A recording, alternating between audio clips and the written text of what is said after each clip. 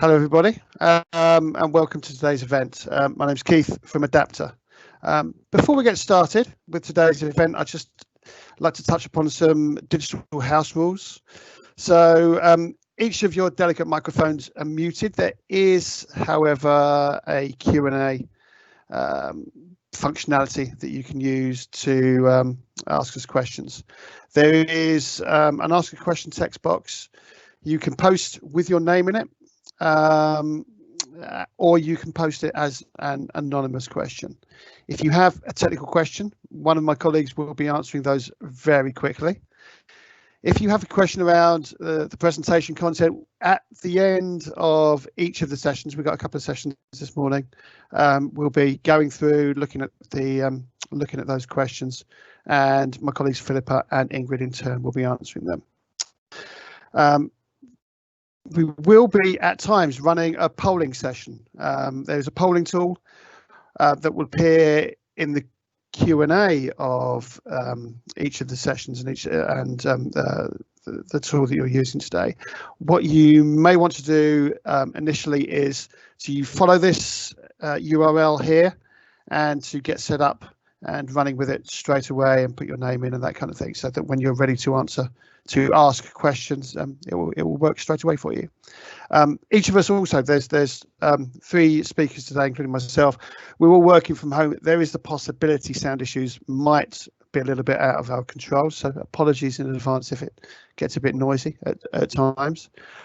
And we're recording this session. I hope that's okay. We are going to upload it to our website. It will be available to downstream tomorrow. And you can pick it up again there if you want to go through it again.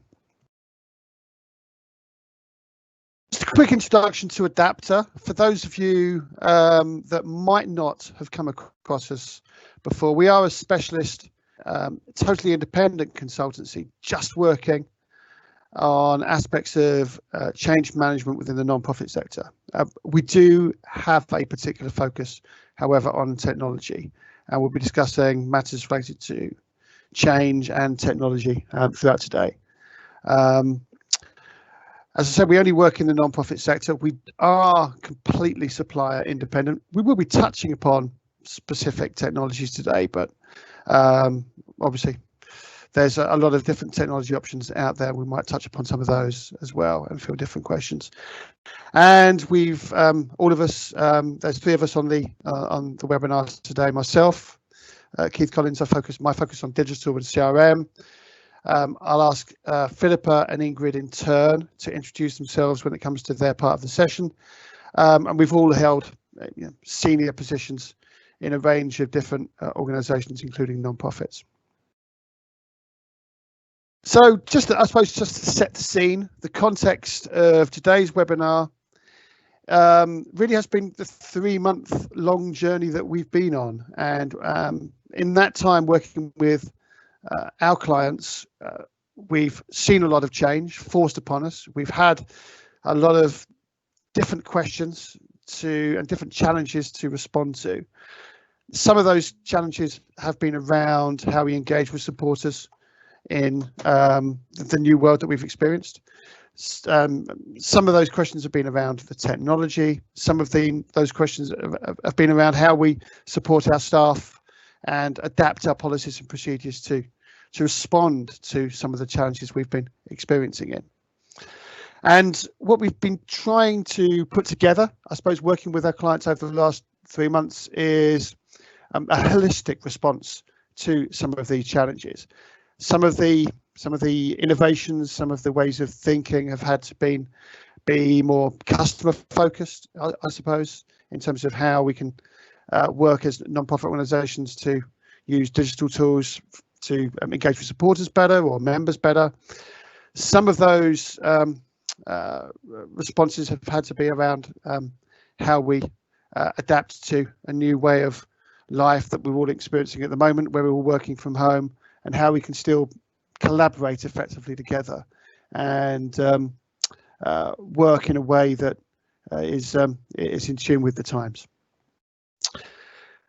Today's webinar and the one that the follow-up we've got on the 17th of June is more focused on the latter part of that conversation, the what we're calling from home to office, and touching upon ways of working, touching upon people and culture, touching upon technology tools for collaboration.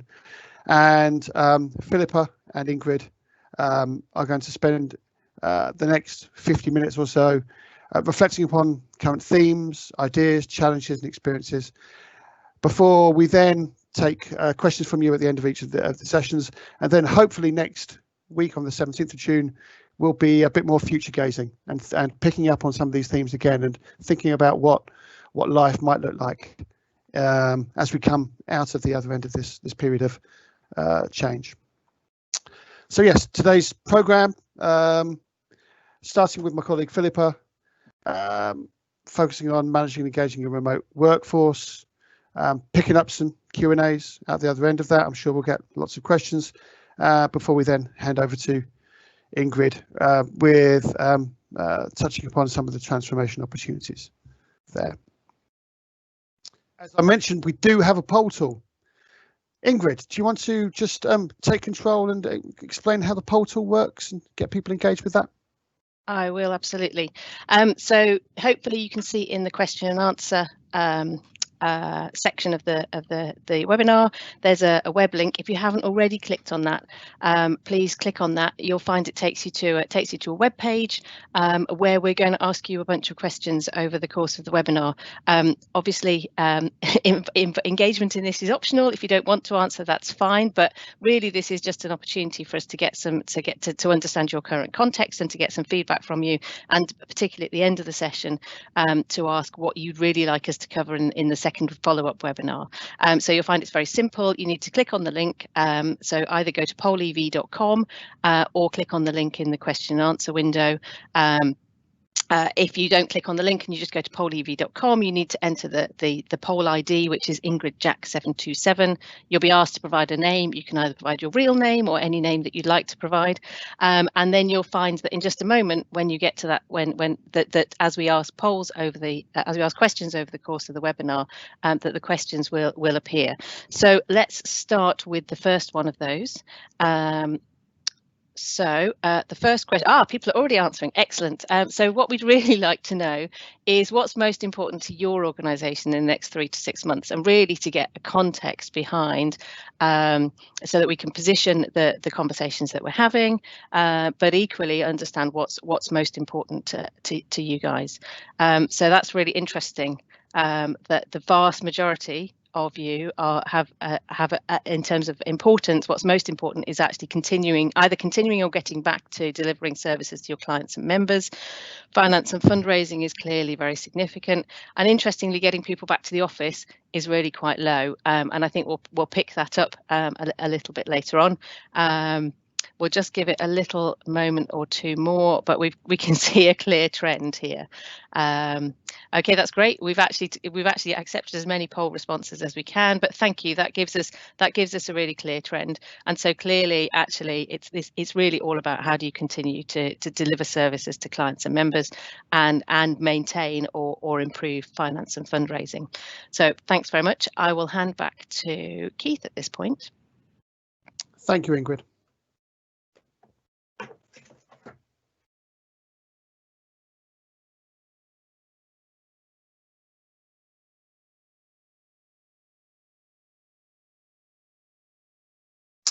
So yes, thank you for that information. We do have obviously today's session and the session on the 17th, which is focusing on issues such as how we work together and what that means in terms of the practices and the policies and the technology. That is more focusing on how we work together and what that means in terms of I suppose a staff and an office perspective, and then we are expecting to run some more sessions subsequent to this, focusing on the customer-centric, customer-focused kind of things around fundraising and membership and service delivery and volunteer management, those kind of things. But now I'd like to hand over to my colleague Philippa to take us through some of the challenges around workforce planning and that kind of thing. Philippa. Thank you, Keith, for that introduction. So I am going to be talking about the new norm, managing and engaging staff and the workforce, and then planning for the future. And the planning for the future part will be done in a lot more detail on the 17th webinar. So just a few things before I start going through the 4 stages.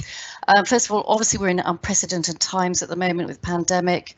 We're still under some lockdown rules given by the government, and I want to be clear that we need to ensure that the focus is on health and make sure that everybody is safe and following government guidance.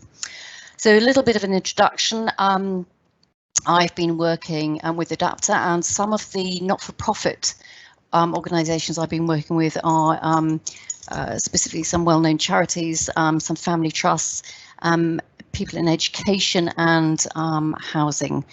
And obviously within the not-for-profit sector, we've got different sectors within that. So we've seen a lot in the press recently about zoos and some gyms and charities and membership organisations and schools. So we're covering quite a broad brush here in terms of different sizes of organisations, different sectors. So what I'm talking about is very broad brush. I'd also just like to say what Ingrid is going to be talking about as well. We sort of mesh into each other. She's talking much more about the technology side in a way, but that links with my HR side in terms of, health and safety and equipment and things like that. So it's very much, as Keith actually said, it is in his introduction, a broad brush approach.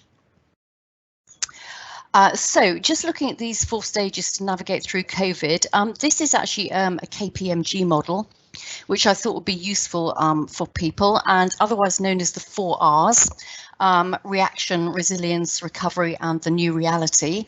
And I will be referencing these through my presentation. And obviously at the moment we're sort of resilience and recovery really, but it shouldn't just be applied to the organisation as a whole. You might want to think about applying it to different parts of the organisation because they may be at different stages. So for example, fundraising may be at a different stage to say the accounts department. But it's just a useful tool and something to for you to think about. Just generally as well, 3 key things. Obviously, one of the things we're all paramount about in our thoughts is the income drop, or I know some people I've been talking to have no income at all, whereas a big charity I was talking to yesterday, their fundraising income is still on target because actually people at the moment are giving money because of various new initiatives. So for example, when the London Marathon was cancelled, we had the 2.6 challenge for charities, and money has come in through that sort of different type of online fundraising.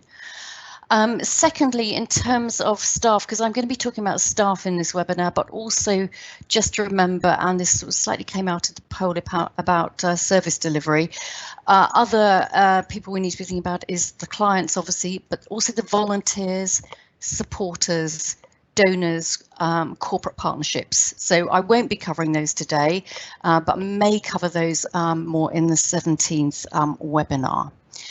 And then just thirdly, in terms of future, I'll be touching on that a little bit today, as will Ingrid, but it will be about the new reality, whatever that is to you, so fundraising, working remotely, maybe restructuring, those sorts of areas.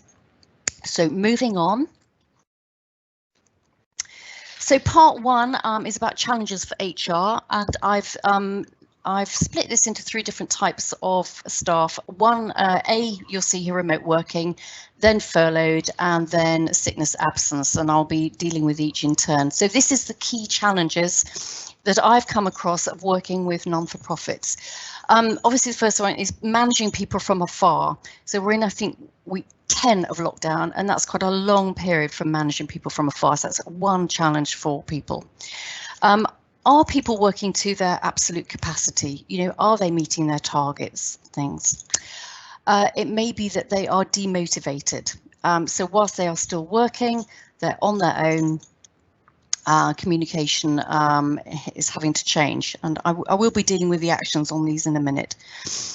They may too be worried about the future. You know, it may be that colleagues are furloughed, for example. They may also have financial worries themselves. It could be that they've taken a cut in hours as part of the remote working, or that even their partner has been furloughed or possibly made redundant. And mental health and well, another challenge. You know, people are remote working. They may have people in the house with them, or they may indeed be on their own. And we saw a lot of activity a couple of weeks ago during Mental Health Week, with a lot of support and guidance going out on that. Homeschooling is another issue as well. And I know this is a huge challenge for parents at home, and indeed my son is homeschooling his daughter. Well, she's actually gone back now, but for the first of 8 weeks, 9 weeks was being homeschooled, and it is difficult. It is a challenge for parents when they're trying to work and having children at home. In terms of policies, for HR policies, you know, is your relevant is your home policy relevant, or do you even have one? And that's something of a consideration that I'll be talking about in the actions. And then, of course, the challenge for HR is around health and safety and GDPR. So obviously we've had to put people into remote working quite quickly. So did you have the tools there? Were you nimble enough to do those risk assessments? Think about whether your data is safe. So moving on to furloughed staff, the challenges for HR. It could be that they're demotivated, they're not working, they've got time on their hands, and therefore maybe have a lack of focus. We do know that some furloughed workers, though, have or are doing volunteering, and some indeed, and this is dependent upon your contracts, may have got a second job. But of course, we have to remember that they have to be available for work for you. So those are two challenges. Again, as with those remote workers, they may be worried about the future. Those people who are furloughed, it may be that, you know, they can see that maybe their job is disappearing, and indeed some organisations are now putting in place redundancy programs. So we have got that going on at the moment. Again, mental health and well-being. If they're demotivated, there's a lack of focus. It could be they're on their own. There's no work. That can be an issue.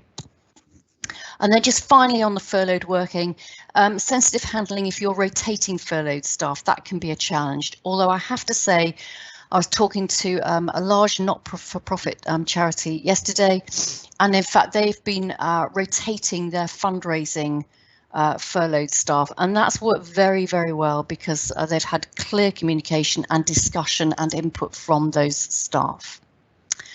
So moving on to the final set of staff, sickness, absence and staff issues. And I've lumped these together because there's a sort of slight overlap. Now, with sickness absence, it could be that you've got staff who've been off sick long term pre the COVID lockdown. So there's a question of continue to manage them, or it may be that somebody's become ill through COVID or something else. And then secondary to that is the staff issues. So the sickness absence staff issue in its own right, but you may have other issues going on, and it may be that you've got grievances going on, or disciplinaries, or mediations, or it could be capability issues. So all those need dealing with throughout this lockdown. So the challenge for HR is guidance and support for managers, who I have found are quite nervous of dealing with these things where they may have to be dealt with virtually. The issues do need to be dealt with, or it needs to be continuing communication. These people may have a worry about the future. You know, if you've been off sick for a long time, they may be worrying that they're not going to get back, or they're, you know, that may have an impact on them. And with the staff issues, you know, how is it going to be dealt with in terms of working or being at home virtually? So their mental health and well-being, again, is a key challenge for HR and how that's dealt with. And homeschooling could also be an issue on top of the fact that maybe they may be sick, or they're going through a particular issue around the staff issues piece. So moving on to part 2, which is the actions for these 3 categories of staff. First of all, the remote workers. So actions for HR. clear support for managers. They need to have and understand a consistent approach. It may be that you've had to issue specific guidelines. So, for example, you know, how to actually help measure work and things like that with staff. And remember also that managers themselves as employees may be struggling themselves with remote working. So you will need to be supporting them in that way as well. Where you've made changes to policies, communicate to staff. It could be through a webinar or manager team check-in. So all part of support and guidance for managers. Health and safety and GDPR in terms of remote working. It's not just about the COVID health and safety, but also about the working environment, the physical environment people are working in. IT systems, are they safe? Do they have the right equipment? And I know that Ingrid is going to touch on that as well. You'll need to risk assess. You know, have you managed to get up and running online? Have you got clear policies about responsibilities? And then clear and regular communications. And now this obviously about the company, what's happening in the company. It may be that you have to do one-to-one check-ins, or that managers have to do one-to-one check-ins. HR might also want to be doing check-ins with remote workers in terms of health and safety, how they're doing, their well-being, etc. So clarity about work, again, actions for HR, supporting managers in helping ensure the tools for checking staff's work. Is this about communication, how that's done, monitoring to make sure that targets are being met, etc. But also just remembering that some people may having to be juggling homeschooling or other caring duties. Mental health and well-being, something that could be thought about is, and you may already have this, is mental health first aiders. And there was a lot of chat about that during the mental health week and getting people up and running on that. And indeed, there are online courses for that. So do give that as a consideration. It may also be that you're offering an employee assistance program or occupational health. And two final things, online training. So obviously people have had to get very nimble around use of new technologies, or it may be that technologies that you've had already that haven't been used a lot in the past, and suddenly people are having to get up to date. And I know Ingrid will be touching on that as well. And then online socializing, so to keep people engaged. So whilst, you know, things like Teams, which we're using today, obviously, and Zoom and WhatsApp and things that you might be using for actual working, it's people are missing that day-to-day communication, interaction with their teammates. So you may put some online socializing things in place. And yesterday I was talking to somebody and they put a weekly movie night on for staff, and that was very successful. So lots of ideas there for actions for HR in terms of remote working. So moving on to looking at furloughed workers, obviously they're not working, so regular one-to-one check-ins could be by Zoom, it could be by WhatsApp, it could be by email, and you will need to determine that. So one not-for-profit that I was speaking to a couple of weeks ago, it's a membership organisation. They've introduced the tea at 3 concept, which is everybody on furlough can join in a tea at 3 o'clock in the afternoon conversation. Work is not mentioned, it's about what they're doing, maybe at the weekend or fitness or something, but it is to have that sort of water cooler chat. And then on top of that, other virtual social things, which I've already mentioned, movie nights, it could be quiz nights, and it's to keep them engaged as part of the team, part of the organisation. And then, of course, the offer of optional training, providing that it isn't income generating. That's another way of keeping people engaged, thinking about doing things. Updates about the company, absolutely crucial, again, to keep them engaged. They may be part of pulse surveys. And then virtual exercise stuff, which I think I've mentioned already. So it could be yoga, or I know sort of people have had some other fitness type things going online. So again, actions for HR and managers and on furlough. So moving on to sickness, absence and staff issues. So with sickness absence, it may be that obviously communication is absolutely key, keeping them engaged with what's going on as well. But it may be that with some people, the communication has to be a little bit softer. And I know I've been dealing with somebody for a not-for-profit who's off with stress, and they obviously want to be updated, but we're just softening the communication for them because they have issues in terms of their own well-being. In terms of support, it could be things like helplines or your EAP system for them.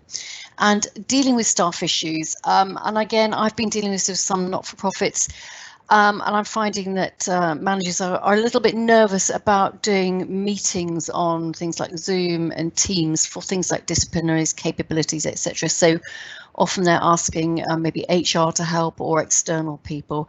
But dealing with staff issues can be done. It just needs to be thought through very, very carefully. And you need to ensure that they're done in a fair manner and it is proportionate to the situation. And this links in with looking at updating policies, which I'll be talking about in a little while. So that's part 2. So if we move on to part 3, so moving on to adapting the new norm.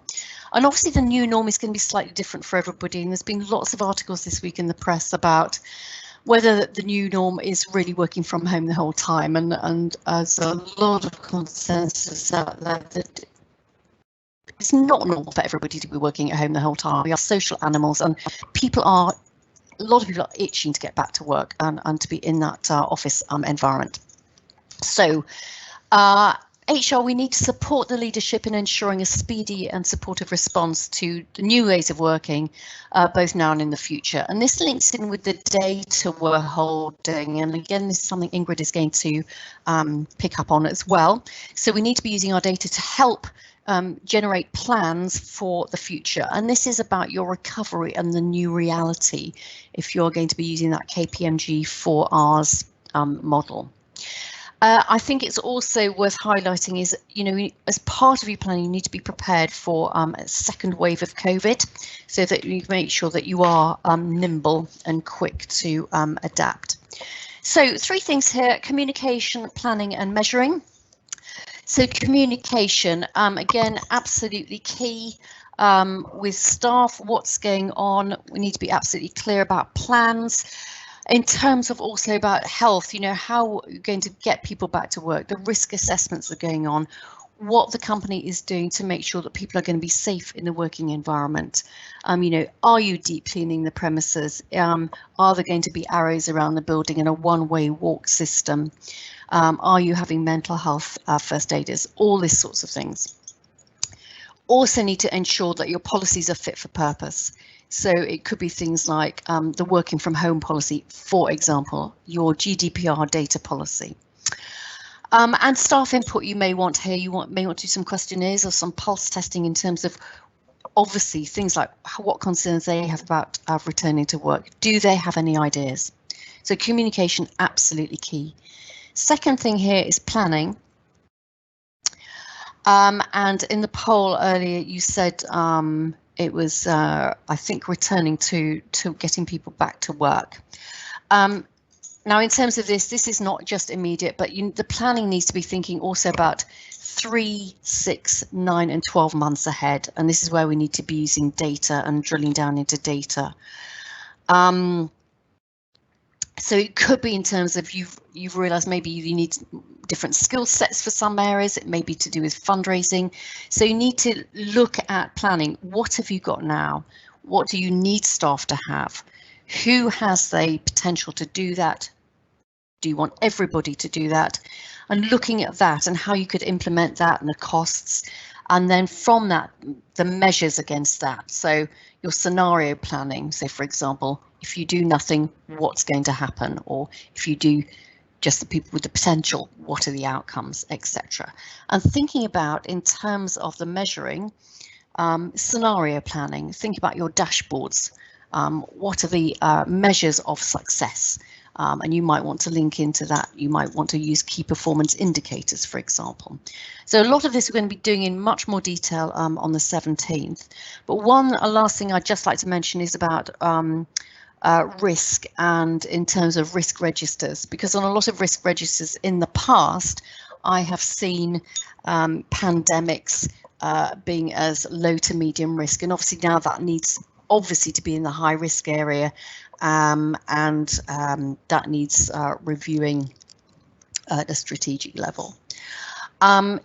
So moving on from that, my final thought really is, if you fail to plan, then you are going to plan to fail. So this is a key time. If you haven't started planning for the next 3, 6, 9, 12 months, it's a great time to start it.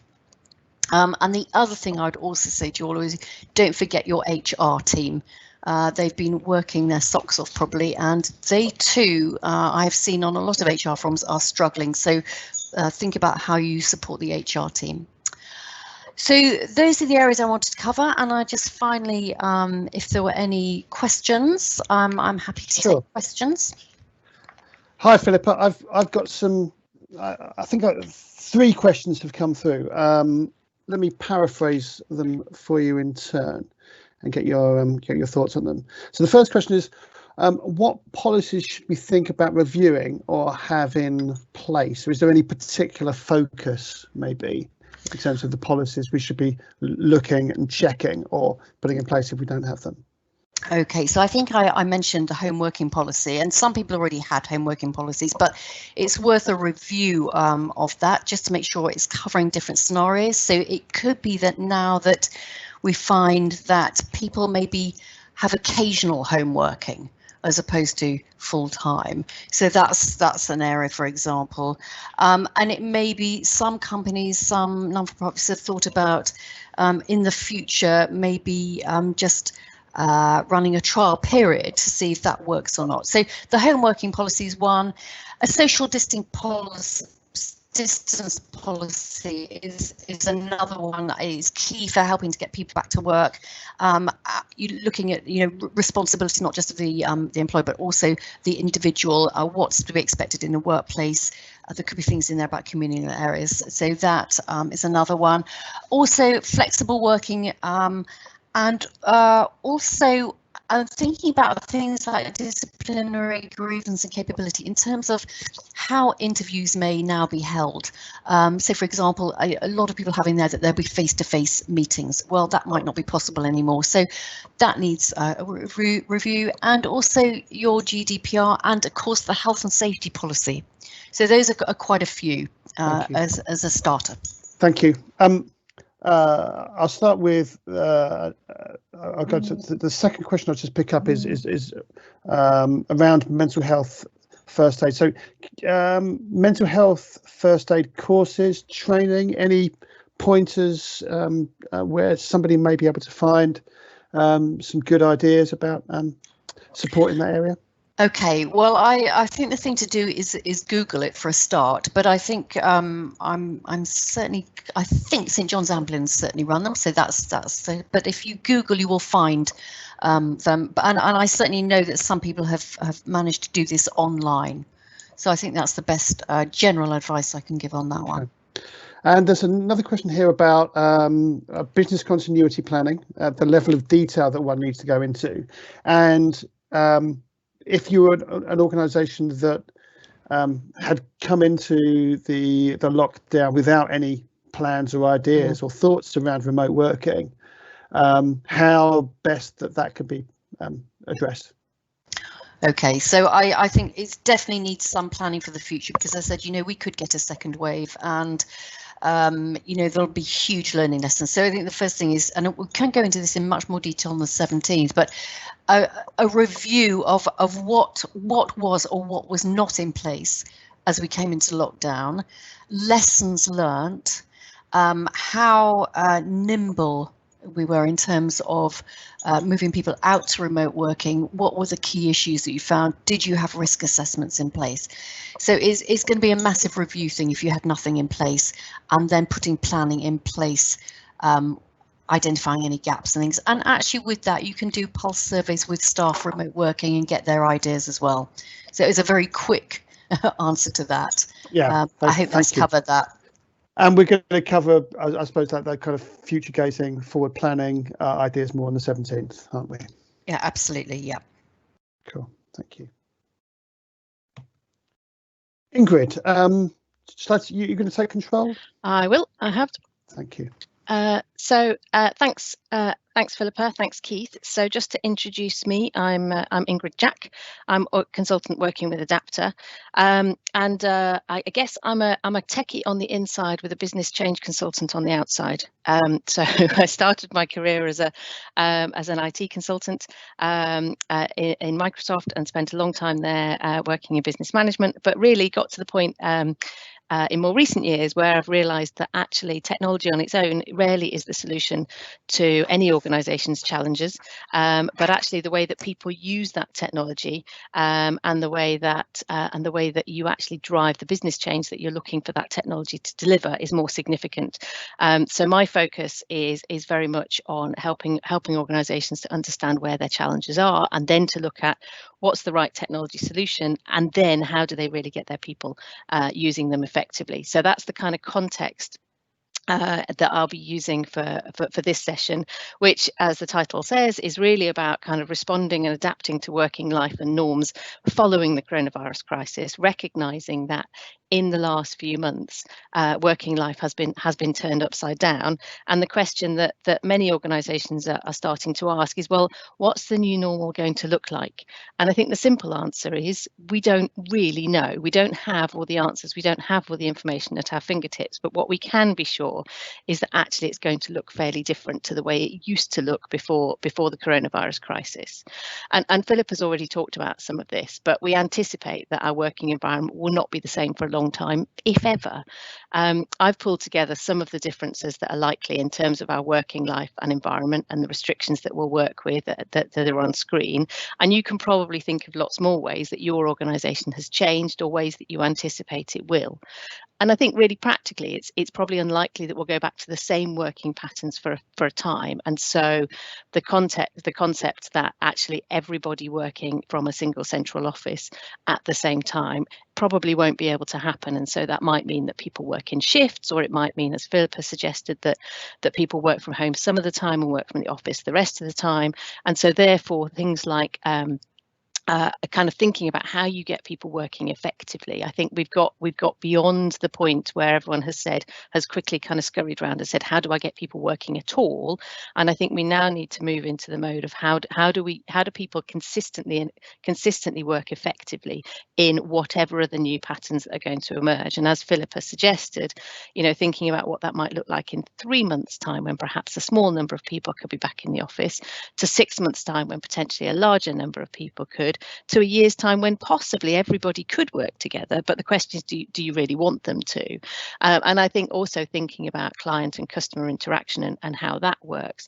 Lots of organisations have kind of said, well, we can't interact directly with our clients and customers, or perhaps you're an organisation that depends very heavily on large in-person events.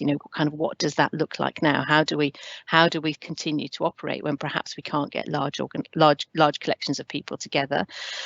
And then there are the practical constraints, like travel to and from work or to and from clients may be more difficult as people are trying to avoid using public transport, or potentially people may be nervous about travelling. And so actually, as Philippa alluded to, kind of understanding actually, who are the people who want to be back in the office and who are the people who prefer to work from home whilst they continue to have family or caring responsibilities, or perhaps have got health issues. And I think really practically, we could choose to approach this with a victim mentality and take the approach that we can't do anything till we've got clarity and definitive answers about when schools will return and which years will return, and our people are no longer juggling homeschooling and work, and they can't visit clients. Or I think we've got a choice at this point to say, actually, let's look at what are the opportunities that have come out of this time.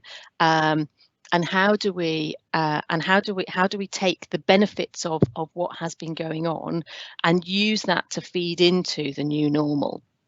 And so I see very much that moving into the new normal is an opportunity.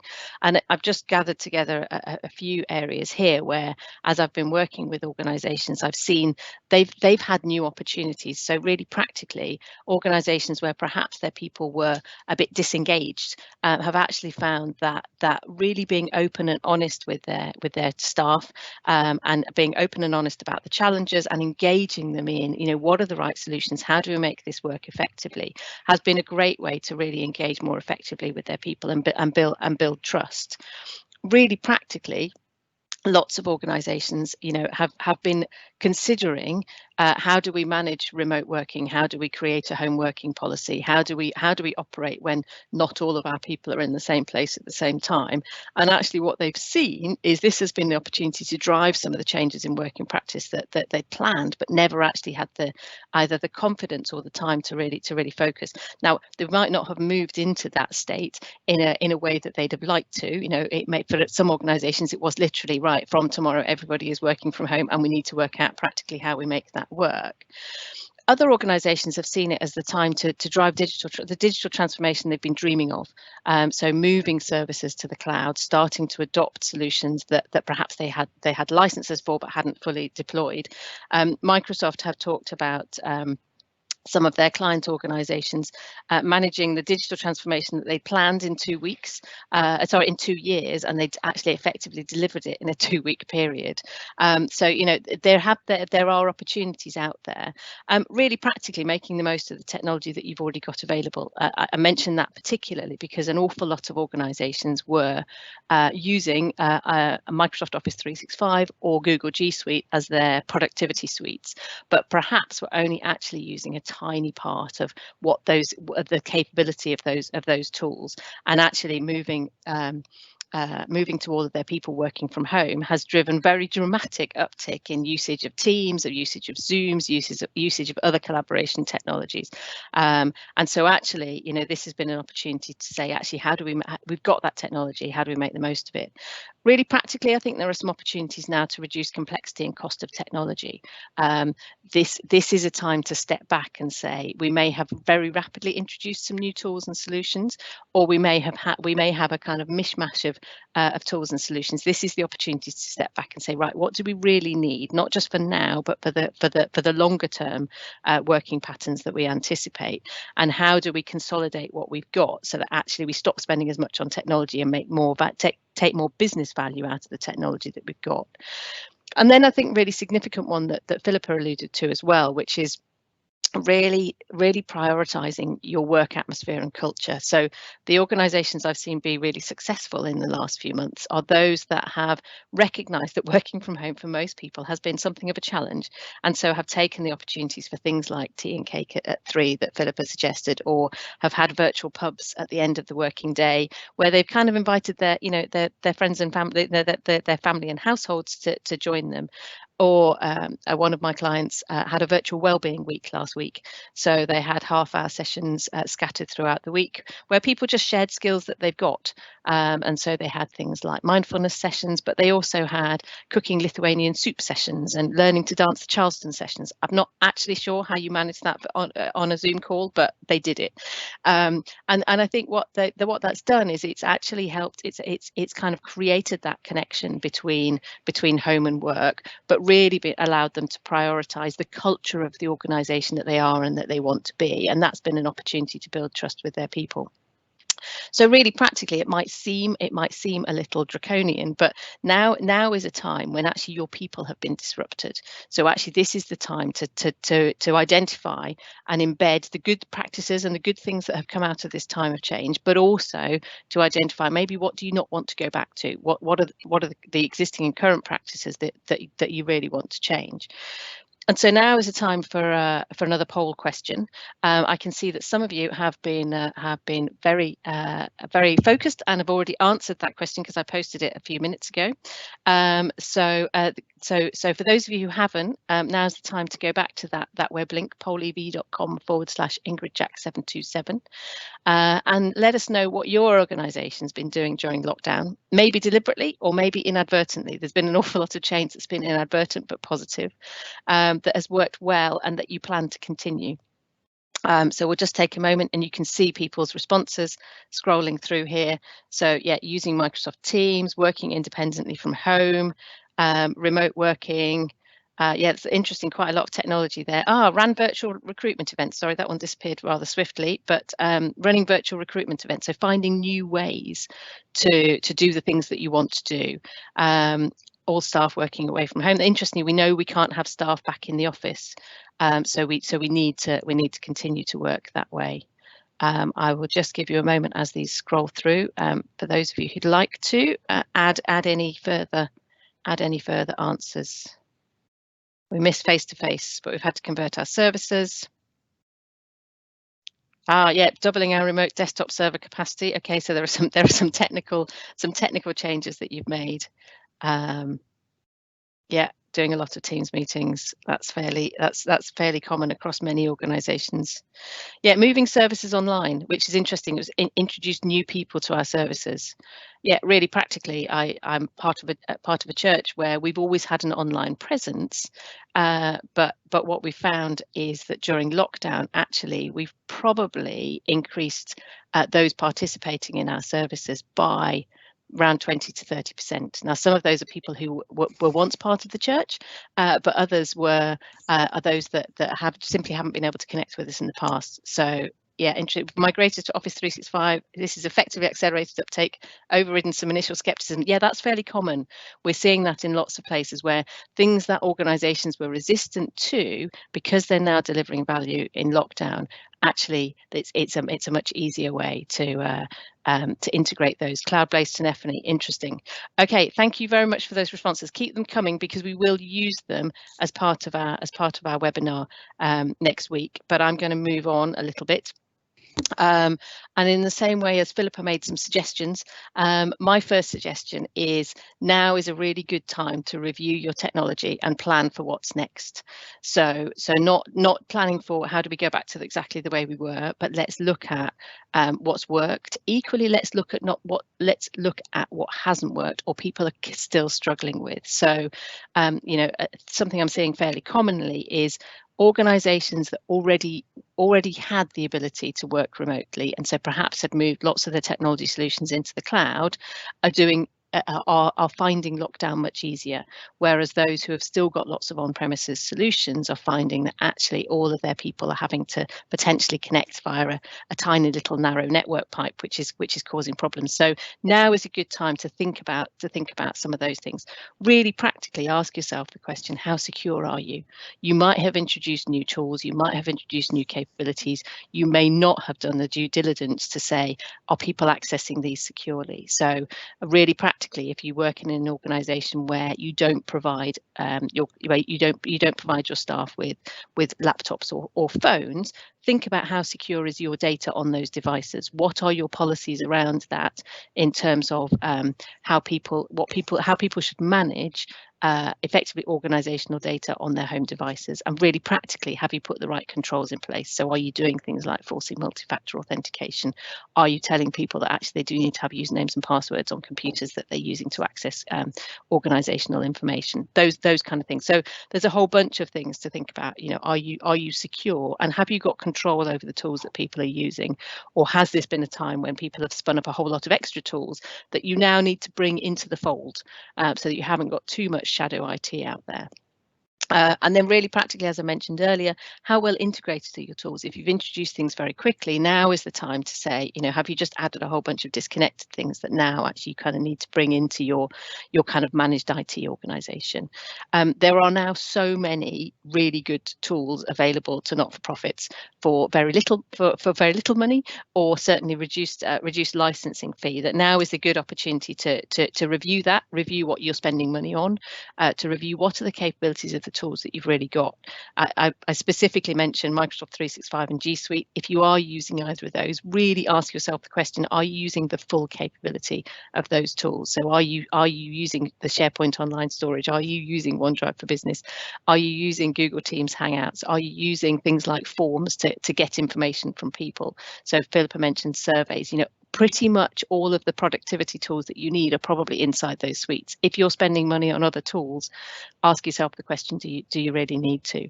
And then, as Philippa alluded to earlier, really practically, there are a bunch of bits of kit that will make life so much easier for your people when they work from home. So I have seen some fairly shocking photos of people's working environments over the course of this time. So people working from sitting on pillows on the floor in bedrooms, just literally finding a corner in their house that they can work from. But you can make that easier for your people. So really practical thing, I would say headsets are at the top of the list. If you want your people to be on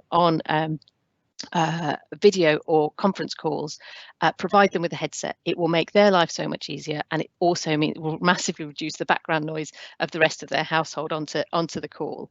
And then really practical things like providing desks and chairs if you think that they're going to be working from home for a longer period of time. So now is a good time to assess not only what's your policy around that, but also the really practical things of have people actually got the kit that they need to work effectively.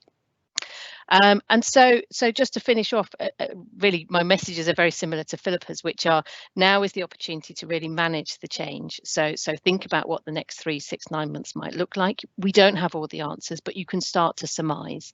And I think, moving to that new normal is a change program. The difference now is that you can plan and deliver that with a bit more control than we could when we went into lockdown.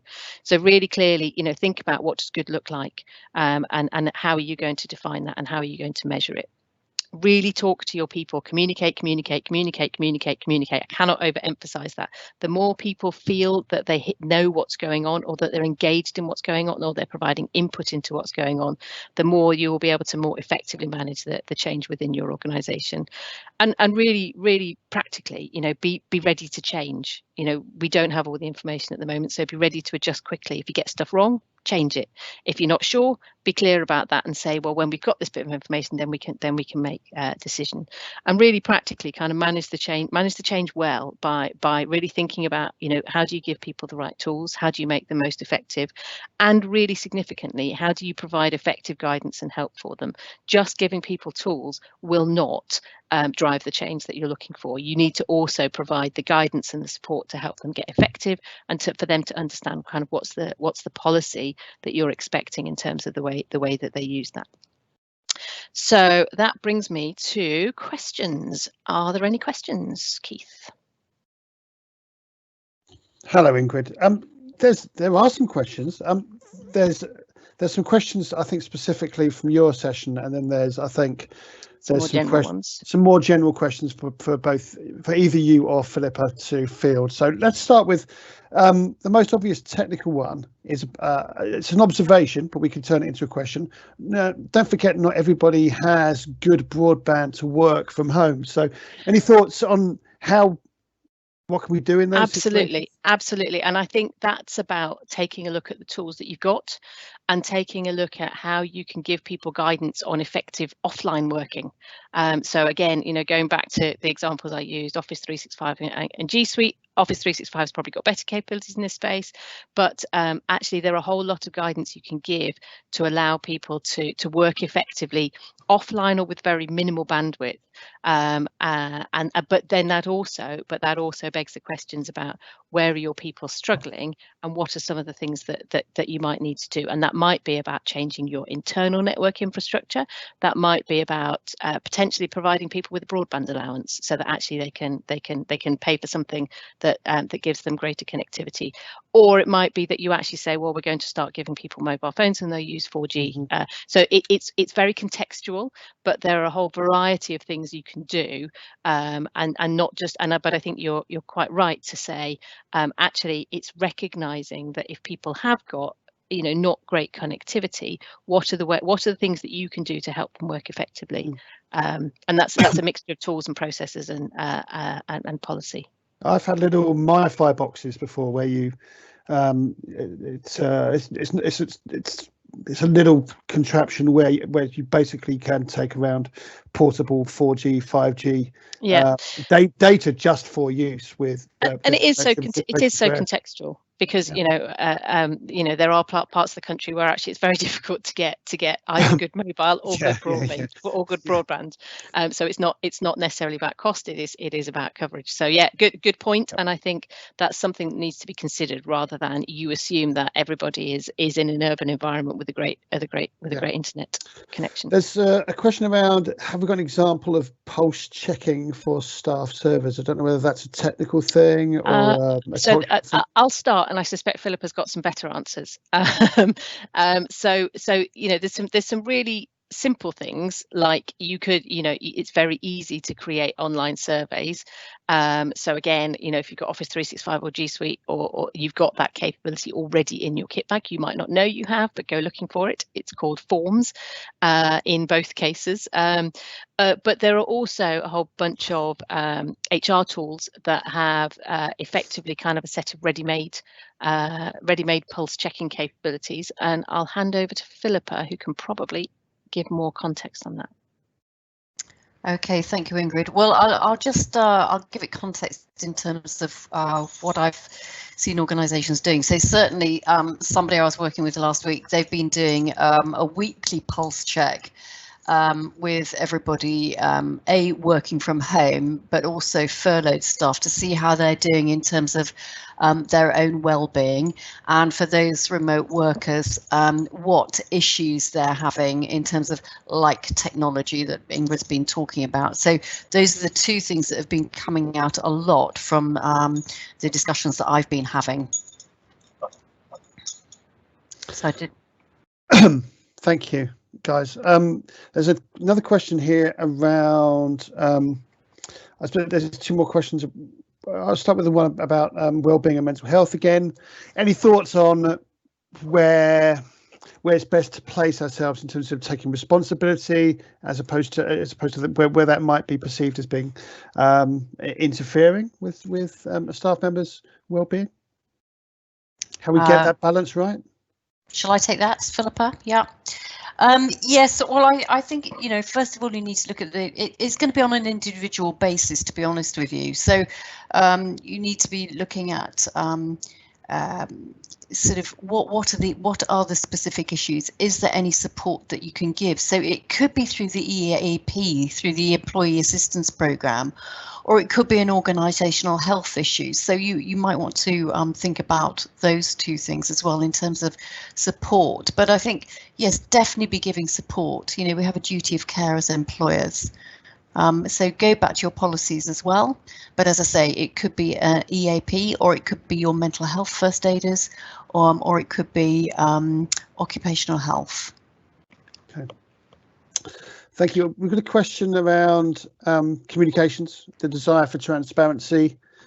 How do we communicate about future plans when we're not actually in a position really to be able to communicate that much, because we don't really know what the future will look like? How do we, and there may be it may be a difficult time to communicate. How do we best handle that acknowledgement of the fact that there's quite a lot of unsurety around the possible future situation?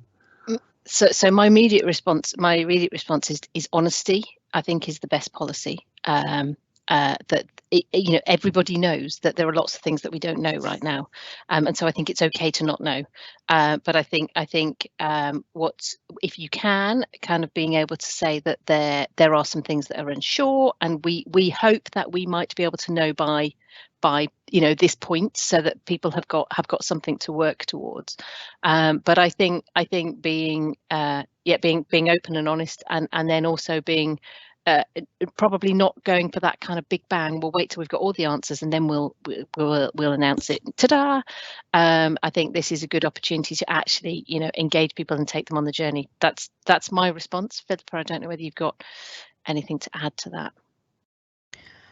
Thank you, Ingrid. No, I would absolutely agree. Honesty is the best policy, and as you say, we're in a situation where we don't really know some things yet.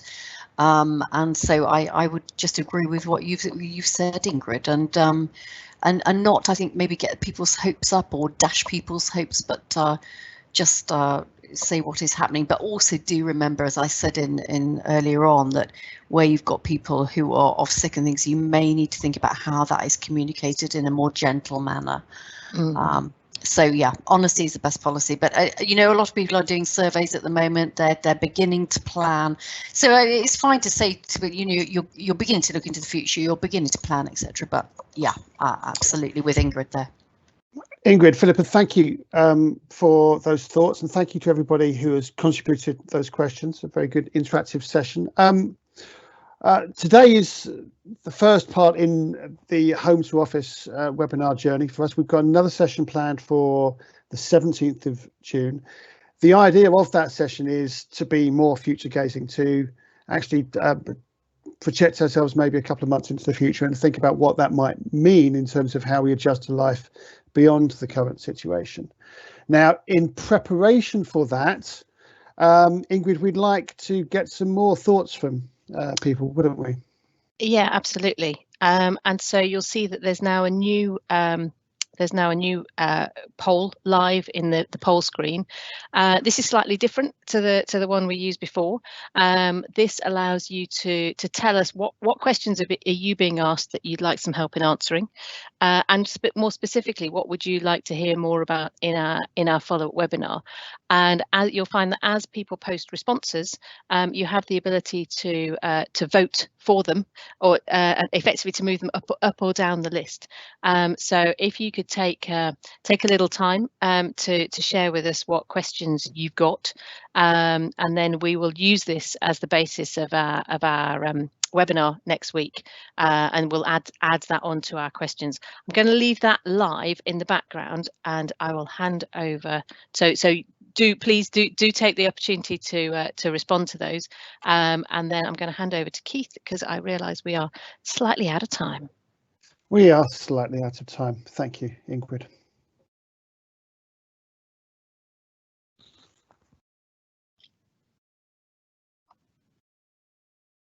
So yes, thank you everybody for joining us today. If you continue for the next couple of minutes and respond to the poll Ingrid has just put up, that's great. If you'd like to get back in touch with us via a more traditional email kind of method in advance of the section on the 17th of June, and let us know what you would like us to cover, then go into more detail around this office to home theme, that will be great, and we can build that in. In the meantime, thank you very much for participating today, and we look forward to seeing you next week. Goodbye.